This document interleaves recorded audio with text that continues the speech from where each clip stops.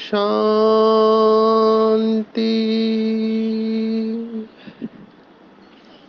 आज 24 अक्टूबर 2022 भारत में सोमवार है। Today is 24th October 2022 and it's Monday in Bharat. आज की मुरली का जादुई रहस्य स्वयं को प्रेरणा देने के लिए magical secrets of today's Murli for motivating the self. जैसे जैसे इस ज्ञान मार्ग में बाबा के बच्चे आगे बढ़ रहे हैं, बुद्धि स्वच्छ हो रही है, नंबरवार उतना नशा चढ़ता जाता है। वही मुरली है। आप सब जानते होंगे कि अव्यक्त मुरलियों का रिवाइज कोर्स चल रहा है। अव्यक्त मुरलियाँ हो चुकी है, उसको हम हर संडे रिवाइज करते हैं। और साकार मुरलियाँ भी जो भी 7-8 साल की अवेलेबल है वो भी रिवाइज हो रही है। लेकिन फिर भी हर दिन की मुरली हमको नई लगती है और नई लगनी भी चाहिए। जब समझो कि मुझे मुरली में कुछ नयापन नहीं दिखाई दे रहा है तो समझने का अभी भी बुद्धि के ऊपर कोटिंग है, नहीं तो वही मुरली की पॉइंट हमको नशा दे जाती है। भले आपने पहले सुनी होगी वो पॉइंट, लेकिन फिर से जितनी बुद्धि स्वच्छ होगी उतना नशा चढ़ेगा। बाबा जिस लेवल से, जिस फ्रीक्वेंसी से, जिस ऊंचाई से हमको मुरली का ज्ञान देता है, अगर उस ऊंचाई से बाबा के साथ बैठ के हम अगर महसूस करें मुरली की पॉइंट, तो बहुत शक्तिशाली अनुभव करेंगे। आज की मुरली में बहुत सारे टेक होम हैं। विशेष जो मुझे लगता है कि बाबा की जो महिमा आती है मुरली में, उस महिमा में जितना हम स्थित होने लगेंगे उतना हमको ईश्वरीय नशा चढ़ जाता है। मुझे याद आ रहा है बाबा ने एक मुरली में कहा था कि जो बाप की महिमा है वो बच्चों का स्वमान है।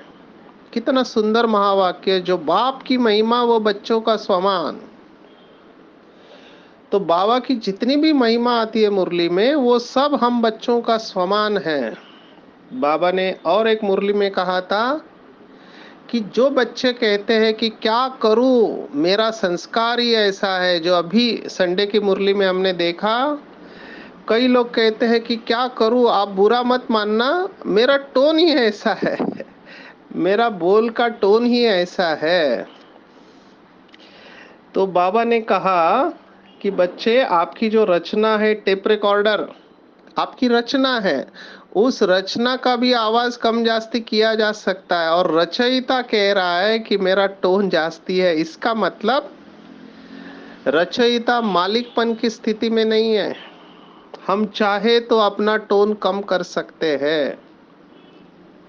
कई लोगों को पता ही नहीं चलता है कि अनजाने में उनके द्वारा विकर्म हो रहे हैं, क्योंकि हमारे लिए वो नॉर्मल वाक्य होते हैं, लेकिन सामने वाले के ऊपर उसका बुरा असर पड़ता है। कितने केसेस मैं आपको सुना सकता हूँ। अभी कल का जो एग्जाम्पल दिया था, टॉन्टिंग का नेचर है, तो उसके ऊपर मुझे कई सारे फीडबैक आए। तो मुझे भी आश्चर्य लगा कि इतने सारे लोग हैं जिनका संस्कार है दूसरों को टॉन्ट करना, है ना, दूसरों के अवगुण। आज बाबा ने इसके ऊपर बात कही है, इसलिए इस बात को मैं ले रहा हूं कि बाप जैसा बहुत मीठा बनना है। ऐसे नहीं कि बाबा को अवगुण पता नहीं है, बाबा को भी पता है कि बच्चे में अवगुण है, लेकिन बाबा बच्चे की विशेषता के ऊपर ध्यान देता है, विशेषता के ऊपर। और मुझे यहाँ पर एक यज्ञ की कहानी याद आ रही है जो मुझे बीदर कर्नाटक के जोन इंचार्ज संतोष दीदी ने सुनाई थी। साकार बाबा की पालना वाली आत्मा है, तो उन्होंने सुनाया कि उनके सेंटर पर एक आत्मा थी जिसके वजह से सभी परेशान थे, क्योंकि उनके संस्कार ही ऐसे थे। तो उस समय तो बाबा से पर्सनल मुलाकात होती थी। तो ये पार्टी लेके गई बहन जी, तो सभी बहुत उमंग उत्साह से बाबा से दृष्टि लेने गए।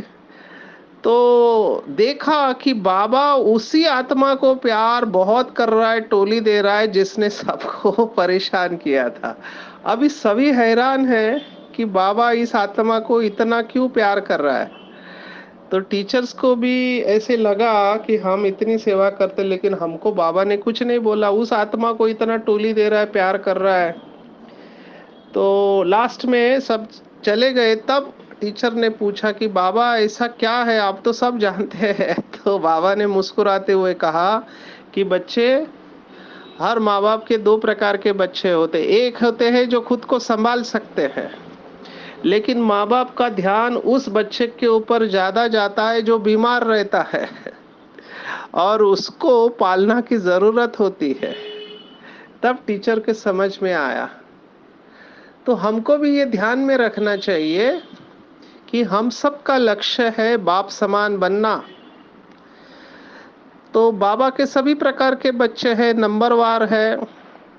वैसे शिव की बारात शास्त्रों के अनुसार गाई हुई है, तो उसमें भूत पिशाच भी दिखाए हुए हैं, है ना, लूले लंगड़े सब दिखाए हुए हैं। तो अगर कोई आत्मा बीमार है, तो मेरा एक ही आंसर होता है कि अगर कोई आत्मा बीमार है तो बीमार के ऊपर गुस्सा नहीं किया जाता है, बीमार का इलाज कराने के लिए उसके ऊपर रहम किया जाता है। लौकिक में भी आजकल मूवीज में ये बात सामने आई है। मुझे पता है जो मूवीज बहुत फेमस हुई, तो उसमें बताते हैं, उन्होंने तो नाम दिया है, जैसे महात्मा गांधी को बहुत मानते हैं, तो उसके ऊपर से ये मूवी बनी थी कि एक आत्मा को महात्मा गांधी का साक्षात्कार होता है, तो वो उसका लिटरेचर पढ़ के पूरा भ्रमित हो जाता है और उसके दिमाग में महात्मा गांधी चलने लगता है, तो वो पूरा उसका कैरेक्टर बदल जाता है और उसको शब्द दिया जैसे कोई दादागिरी करने वाला गांधीगिरी करने लगता है। तो वैसे शब्द मुझे पसंद नहीं आया, लेकिन वो मूवीज में ऐसा मसाला डालना होता है उनको। लेकिन उसका भाव क्या था कि जब कोई ऐसा काम करता है जो नहीं करना चाहिए, तो उसमें दिखाया है कि वो बुके लेके उस आत्मा के पास जाता है और उसको बोलता है गेट वेल सुन। तो ये बात बहुत अच्छी है कि अगर कोई आत्मा हमारे जीवन में आती है जो कि हमको लगता है कि श्रीमत के अनुसार नहीं चल रही है, उससे गलती हो रही है, तो उसके ऊपर गुस्सा होने के बजाय, उससे डिस्टर्ब होने के बजाय दिल से हम उनको कहे कि गेट वेल सून। मुख पे नहीं कहना है, दिल से शुभ भावना रखनी है कि बाबा इसको शक्ति दे कि ये जल्दी ठीक हो जाए। तो बीमार के ऊपर रहम करना होता है, ना कि गुस्सा। ये बात मैं इसीलिए यहाँ पर लाया क्योंकि आज बाबा ने इस बात को टच किया कि जैसे बाप नॉलेजफुल है, ऐसे बच्चों को भी नॉलेजफुल बनना है। तो आज की मुरली में बाबा की जो भी महिमा आई है, एक नॉलेजफुल आई है, दूसरी जो बाबा की महिमा आई है वो गॉड फादर, दुख हरता सुख करता, त्रिलोकी नाथ, ऐसे बहुत सुंदर सुंदर आज बाबा की महिमा आई हुई है। और बागवान, ये सब बाबा के टाइटल है। एक एक टाइटल की गहराई में हम जा सकते हैं, लेकिन समय के अभाव से जितने इम्पोर्टेंट है हम देखेंगे। तो नॉलेजफुल के ऊपर ही हम आधा घंटा जा सकते हैं, क्योंकि जैसे अभी संडे की मुरली चली ना, ज्ञानी आत्मा ही योगी आत्मा है और योगी आत्मा धारणा मूर्त बनती है, और जो धारणा मूर्त है वो नेचुरल मास्टर दाता होता है। तो चारों सब्जेक्ट का हमने कनेक्शन देखा। कुछ लोगों ने मुझे कहा कि आपने दूसरी मुरली कही थी उसके बारे में स्पष्टीकरण नहीं दिया। मैं घड़ी की तरफ देखता हूँ कई बार, क्योंकि हम लोग मुंबई के लोग बहुत टाइम कॉन्शियस होते हैं। हमारी सेकंड सेकंड में ट्रेन छूट जाती है, तो हम टाइम को बिल्कुल वेस्ट नहीं करते हैं। और आज की मुरली में ये बात आई हुई है कि जो समय के महत्व को जान लेते हैं वो सर्व प्राप्तियों के खजाने से संपन्न बन जाते हैं। मुझे बिल्कुल अच्छा नहीं लगता है कोई अगर वेस्ट बात करता है, टाइम वेस्ट करता है। मैं तो खाने में भी टाइम वेस्ट नहीं करूँ, क्योंकि हम फास्ट खाना खा के देखते हैं। एक्चुअली ऐसा नहीं होना चाहिए। खाने को समय देना चाहिए, शांति से खाना चाहिए। लेकिन अभी फास्ट लाइफ का ये संस्कार मैंने देखा कि कॉरपोरेट में जब हम सेवा देते थे तो मीटिंग्स इतनी होती थी कि खाने के लिए टाइम कम बचता था। माना हमारी प्रायोरिटी अलग होती थी, और हम लोग वर्कोहोलिक की कैटेगरी में आते हैं। माना हमारे अंदर एक जैसे वो जीन होता है, वो जीन कहता है, बाबा ने मुरलियों में भी कहा है कि मुझे काम दो, नहीं तो मैं तुम्हें खा जाऊंगा। तो मुंबई का लाइफ थोड़ा फास्ट पेस लाइफ है। हमारे सिर के ऊपर कोई बंदूक लेके खड़ा होता है और वो कहता है भागो, नहीं तो तुम्हें हम खत्म कर देंगे। तो वो संस्कार थे। अभी वो टाइम अर्जेंसी, टाइम प्रेशर या टाइम के वजह से स्ट्रेस वो नहीं होता है, क्योंकि मेडिटेशन के वजह से मन शांत होने लगा है। और अब पता चल रहा है कि शांत रह के भी हम बहुत अच्छा प्रोडक्टिव वर्क कर सकते हैं, लेकिन प्रायोरिटी हमारी बदल जाती है। तो नॉलेजफुल जो आत्मा होगी, तो नॉलेजफुल की मैं बात कर रहा हूँ कि जो खुद नॉलेजफुल होंगे वो औरों को भी नॉलेजफुल बनाएंगे। तो ये 4 सब्जेक्ट की एक एक बात मुरली को रिवाइज करते हैं। बाबा ने कहा ज्ञानी तू आत्मा का लक्षण है, कि ज्ञानी तू कभी ये नहीं कहेगा कि ऐसा क्यों हो रहा है या फलाना ऐसा क्यों कर रहे। नो, नॉलेजफुल माना फुल स्टॉप। उसको पता है कि लोग ऐसा क्यों कर रहे हैं, बीमार है, संस्कार है, राजधानी बन रही है, इमीडिएट फुल स्टॉप। जो बीत गया सो ड्रामा, ये नॉलेज आपको तुरंत फुल स्टॉप लगवाएगा। तो वो अपनी एनर्जी को वेस्ट नहीं करेंगे। इवन इफ उनसे गलती भी होती है, वो अपने आप को माफ करके अगली बार के लिए अटेंशन, और ये इतना क्विक होता है, उसमें गिल्ट फीलिंग में नहीं जाएंगे। नहीं तो मैं देखता हूँ कई बाबा के बच्चे गलती होने के बाद गिल्ट फीलिंग में, माना आत्मग्लानी में जाते हैं। बाबा ने एक मुरली में बहुत अच्छी बात कही, मुझे बहुत अच्छी लगी। एक हीलर ये सोच सकता है। तो बाबा ने कहा था बच्चे, या तो गलती करो या पश्चाताप करो, दोनों मत करो, it is too much work. तो मुझे तुरंत वो बात पकड़ ली मैंने, और मुझे बहुत अच्छी लगी, क्योंकि मैं देख रहा था बाबा के बच्चे जो संस्कार परिवर्तन करने में स्ट्रगल कर रहे हैं, उनको समझ में आ रहा है गलत है, फिर भी रोक नहीं पा रहे। वो गिल्ट में जा रहे हैं, आत्मग्लानी में जा रहे हैं, अपराध की भावना मन में आती है, और उससे फिर उभरने में उनको काफी टाइम लगता है। तो हमको लर्निंग फ्रॉम द पास्ट, इसको बहुत अंडरलाइन करना पड़ेगा, क्योंकि आज ये तीनों बातें आई हुई है, पास्ट प्रेजेंट फ्यूचर, ये भी ज्ञान के साथ जाती है। मेजॉरिटी एक हम क्लासिफाई कर सकते हैं, जो बूढ़े लोग होते हैं। एक्चुअली ये कहना भी मुझे अच्छा नहीं लगता है, लेकिन जो बूढ़े हैं जिनकी उम्र ज़्यादा है वो पास्ट में रहते हैं, क्योंकि उन्होंने जर्नी अपनी काफ़ी लंबी तय की है। तो वो पास्ट अपने बचपन को देखेंगे और जवानी को देखेंगे, क्योंकि उनकी उम्र 60 70 75 80 तक पहुंच जाते हैं। तो वो पास्ट को देखते हैं, तो भूतकाल में रहते हैं ज़्यादा। और उनकी बातों में हमेशा ये बात आती है कि हमारे ज़माने में ऐसा था, हमारे ज़माने के लोग ऐसे थे। तो वो पास्ट में रहते हैं। और जो यूथ होता है वो ज़्यादातर फ्यूचर के बारे में सोचता है कि मेरा भविष्य कैसे होगा, मैं कौन से साल में कहाँ पर पहुँचूंगा, है ना, मेरा घर कितना बड़ा होगा, बंगला होगा, कारी होगी, पोस्ट पोजीशन होगा। तो उसके अंदर एस्पिरेशन होती है भविष्य की, तो वो भविष्य में जीता है। और हमारे हाथ में ना भूत है ना भविष्य है, हमारे हाथ में वर्तमान है। तो एक फिलॉसफी के अनुसार प्रेजेंट मोमेंट के ऊपर फोकस करना चाहिए। ये किताब है जिसने सभी रिकॉर्ड तोड़ दिए, जर्मन ऑथर है, उसकी भी कहानी बहुत इंस्पिरेशनल है। एखार्ट टोले, अभी वहाँ का नाम है ये एखार्ट टोले करके, आप में से जो पढ़े लिखे लोग हैं वो जानते होंगे। ये आत्मा आत्महत्या करने चली थी, इतना इसको स्ट्रेस था कि ये सुसाइड करने गए, तभी इसको आत्मा का साक्षात्कार हुआ, अनुभव हुआ, और इसका जीवन बदल गया। और इसने पहला बुक जो लिखा, जिसमें सभी रिकॉर्ड टूट गए, वो है पावर ऑफ नाउ। उसके बाद उन्होंने सब्सिक्वेंट कई सारी किताबें लिखी, अर्थ करके, न्यू अर्थ करके। तो अब ये आत्मा की शक्ति है या कोई दूसरी आत्मा ने इसमें प्रवेश किया, हम नहीं जानते, लेकिन भारतीय फिलॉसफी से ये बहुत प्रभावित है। तो उसने वो किताब में पूरा लिखा है कि प्रेजेंट मोमेंट में ही पावर है। और अगर आप बाबा की अव्यक्त मुरलियाँ पढ़ते हो अच्छी तरह से, तो बाबा की अव्यक्त मुरली की शुरुआत जो होती है वो आज से होती है। आज आज बाप दादा अपने फलाने फलाने बच्चों को देख रहे हैं, ठीक है ना। तो भगवान भी प्रेजेंट मोमेंट या प्रत्यक्ष फल की बात करता है। और अगर आप गहराई से देखो कि अगर आपका वर्तमान अच्छा हुआ, जैसे आप अभी ये मुरली रहस्य सुन रहे हैं, बहुत सारे भाई बहने मुरली रहस्य सुनते समय नोटबुक और पेन लेके बैठते हैं। कितना स्टूडेंट बुद्धि होगी, तो नोटबुक पेन लेके बैठते हैं, मुरली के पॉइंट लिखते हैं, जो प्रेरणा आती है, जो मोटिवेशनल बातें उसको लिखते हैं, उसको रिवाइज करते हैं। तो अगर ये आधा घंटा पौना घंटा आपका अच्छा गया, तो थोड़ी देर बाद ये क्या होने वाला है, पास्ट होने वाला है, माना भूतकाल हो जाएगा। तो अगर वर्तमान को आपने अच्छा किया, तो वो वर्तमान थोड़े समय के बाद भूतकाल हो जाएगा, भूतकाल की मेमोरी भी अच्छी होगी।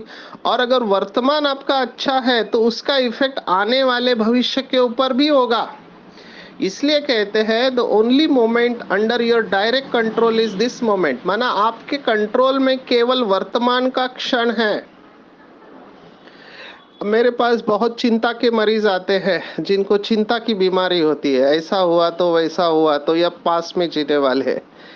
तो मैं उनको एक ही होमवर्क देता हूँ, अपने आप से बात करो। क्या बात करो कि अभी आप जो सोच रहे हैं, क्या वो सोचना आवश्यक है? और ये जो सोच रहे हैं, इससे आपको क्या प्राप्ति हो रही है? तो तुरंत जवाब आता है, इससे कोई प्राप्ति नहीं, it's a waste of time. तो ये मुझे नहीं सोचना है। तो प्रेजेंट से पास्ट और फ्यूचर दोनों श्रेष्ठ हो जाता है। तो नॉलेजफुल आत्मा की लक्षण, फुल स्टॉप लगाएंगे, बीत गया सो ड्रामा, गिल्ट में नहीं जाएंगे, अपने आप को रिकवर करेंगे गलती हुई तो, है ना, पर अगली वक्त अटेंशन रखेंगे, पास से सीखेंगे। मैंने अपना एक स्लोगन बना लिया अपने जीवन का कि आई नेवर फेल, आई इधर विन और आई लर्न द लेसन। मैं कभी फेल नहीं होता, मैं या तो जीतता हूँ या मैं पाठ सीखता हूँ, बस ये मेरे दो बातें हैं। ये एफर्मेशन है, बहुत डीप गया है, तो हम जल्दी रिकवर करते हैं। Even if we commit mistakes, we recover from it. और तुरंत बाबा का पॉइंट याद आता है कि ये बात फिर से 5,000 साल के बाद आने वाली है, तो उससे लेसन सीखना, आगे बढ़ना है, स्टकअप नहीं होना है। बाबा ने फिर कहा योगी बच्चों का लक्षण है, योगी माना क्लीन और क्लियर बुद्धि। योगी कभी कंफ्यूज नहीं होगा, ये करूं या वो करूं, इधर जाऊं या उधर जाऊं, बोलूं या नहीं बोलूं, करूं या नहीं करूं, सोचो या नहीं सोचो, कभी कंफ्यूजन में नहीं होगा। उसका डिसीजन परफेक्ट होगा और टाइम पर होगा।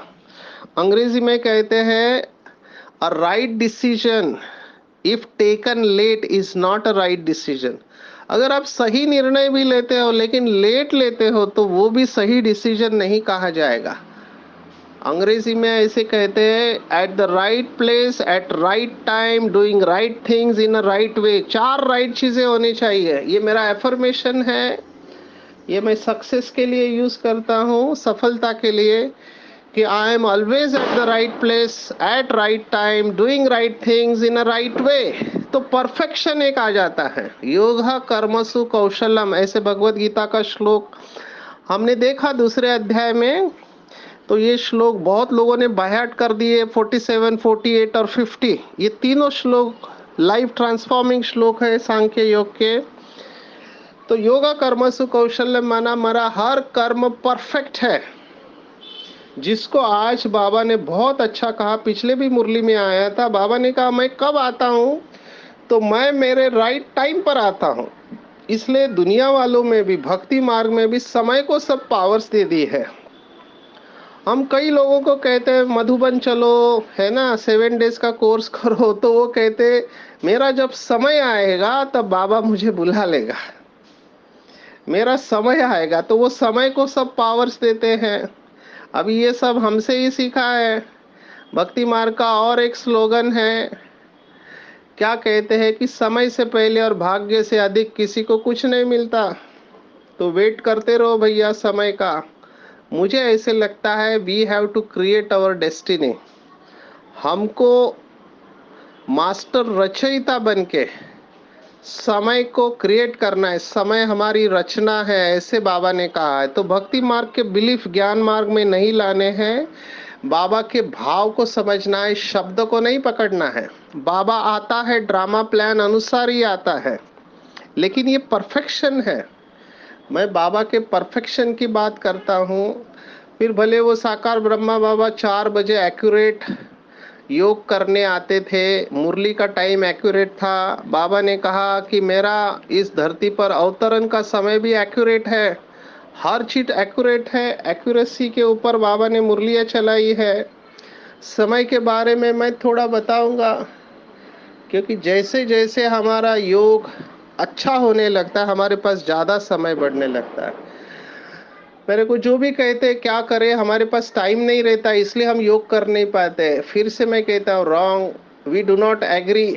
क्योंकि जितना जितना हमारा योग लगने लगता है अच्छी तरह से, तो क्या होता है, हमको पता चलता है कि जो काम करने में हमको आधा घंटा लगता था वो 15 मिनट में हो जाता है। तो कॉन्वर्सली बिकॉज ऑफ मेडिटेशन मेरा समय बच रहा है, क्योंकि मैं एकाग्रता से कार्य कर रहा हूँ, गलतियाँ कम हो रही है, क्योंकि मेरी बहुत सारी एनर्जी निगेटिविटी में जो वेस्ट हो रही थी वो सभी बच रही है।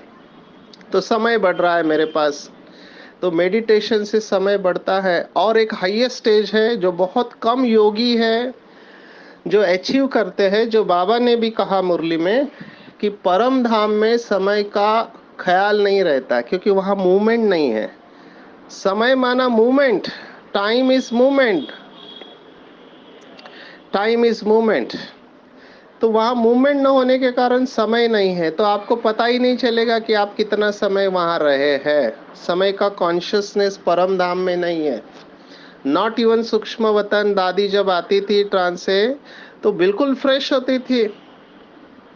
ऐसे ही बहुत सारे योगियों ने भी अनुभव अपना सुनाया हुआ है कि वो घंटों तक, दिनों तक बॉडीलेस स्टेज में रहते थे और उनको ऐसे लगता था कुछ मिनट ही हुए हैं। ये क्यों होता है? क्योंकि ब्रह्म योगी जो होते हैं वहाँ समय का कॉन्शियसनेस नहीं रहता है। तो ये थोड़ा हायर स्टेज है, पर अभ्यास से इसको प्राप्त किया जा सकता है। तो योगी माना क्लीन और क्लियर बुद्धि, डिसीजन परफेक्ट, धारणा मूर्त डबल लाइट होंगे, कभी भारीपन नहीं आएगा। कई लोग मुझे कहते हैं आज दिल भारी लग रहा है, आज उदास लग रहा है, आज मूड अच्छा नहीं है, आज कुछ करने का दिल नहीं कर रहा है। ऐसा क्यों होता है? दो रीजंस, आपके पुराने संस्कार या बाहर का वायुमंडल का आपके ऊपर इफेक्ट आ रहा है। या तो अंदर से बादल आ रहे हैं या बाहर से बादल आ रहे हैं, जिसके वजह से आप भारी हो रहे हैं। तो धारणा वाली आत्मा हमेशा डबल लाइट रहेगी, बिल्कुल हल्की रहेंगी, लाइट स्वरूप की स्टेज में रहेंगी। और सेवाधारी माना निमित्त और निर्माण भाव। सेवादारी के लक्षण है, हमेशा निमित्त समझेगा। मैंने किया ये शब्द कभी नहीं आएगा, बाबा ने करवाया, मैं निमित्त हूँ, करण करावनहार बाबा है। और बहुत नम्रता का गुण रहेगा, बहुत नम्रता। तो ये चारों सब्जेक्ट्स में देख सकते हैं कि हमारे कितने मार्क्स है। आज बाबा ने और एक इम्पॉर्टेंट प्रिंसिपल को टच किया है, जिसके ऊपर पूरी स्पिरिचुअलिटी बेस है। स्पिरिचुअलिटी आध्यात्मिकता में कहते दुख का कारण है विस्मृति। बाबा ने भी कहा जब भूल जाते हैं कि मैं कौन हूँ और किसका बच्चा हूँ, तभी गलतियां होती है। आप सोचो, एक राजा का बच्चा और भीख मांग रहा है, थोड़ा पैसा दे दो, 10 रुपया दे दो, 100 रुपया, 200 रुपया, कितना खराब लगेगा। तो हम इतने ऊंचे बाप के बच्चे हैं, शांति के सागर, प्यार के सागर, सर्वशक्तिवान बाप के बच्चे, और सबसे भीख मांग रहे हैं, मुझे प्यार करो, मुझे प्यार करो, मुझे शांति दो। अच्छा नहीं लगता है। ये क्यों होता है? क्योंकि हम भूल गए कि हम इतने ऊंचे बाप के बच्चे हैं। तो बाबा कहता है ये स्मृति की कमाल से तुम चक्रवर्ती राजा बन जाते हो। चक्रवर्ती, सोचो चक्रवर्ती कितना बड़ा टाइटल है। ये सब स्मृति का खेल है, स्मृति और विस्मृति का। तो जब हमारी स्मृति जागृत हो जाती है तब हमारे बंधन समाप्त हो जाते हैं। इसलिए मम्मा और बाबा ने जो नंबर लिया ये पूरा स्मृति के आधार पर लिया। दो शब्द है भगवत गीता के, नष्टो मोहा और स्मृतिर्लब्धा। माना स्मृति स्वरूप 18वें अध्याय में 73वां श्लोक है ये, नष्ट मोहा स्मृतिर्लब्धा। तो जब मोह नष्ट हो जाता है तब स्मृति आती है, या स्मृति आती है तो मोह नष्ट हो जाता है। Both of them feed on each other. जैसे कहते हैं योगी बनो तो पवित्र बनेंगे, या पवित्र बनेंगे तो योगी बनेंगे। दोनों एक दूसरे को फीड ऑन करते हैं। आपको एक बात को पकड़ कर चलना है, स्मृति को पक्का करना बहुत सहज है, क्योंकि छोड़ना कठिन होता है, पकड़ना इजी होता है। दो बातें साइमल्टेनियसली होती है। हम छोड़ते जाते हैं पुरानी चीजों को और नई पकड़ते जाते हैं।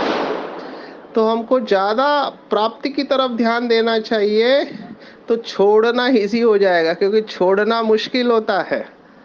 मैं नशे में हमेशा ये सवाल पूछता हूँ, किसी बच्चे के हाथ में चाकू है, अगर आप उससे खींच लो तो वो नहीं देगा, उसका हाथ कट भी सकता है, लेकिन आप उसको कोई अच्छी चीज दे दो, खिलौना दे दो, चॉकलेट दे दो, तो चाकू खींचना नहीं पड़ेगा, वो छोड़ देगा। इसलिए छूटना इजी होता है, पकड़ना थोड़ा इसके ऊपर अटेंशन देना है ना। दोनों बातें हैं। बाबा ने इसके ऊपर भी मुरली चलाई, छोड़ो तो छूटे।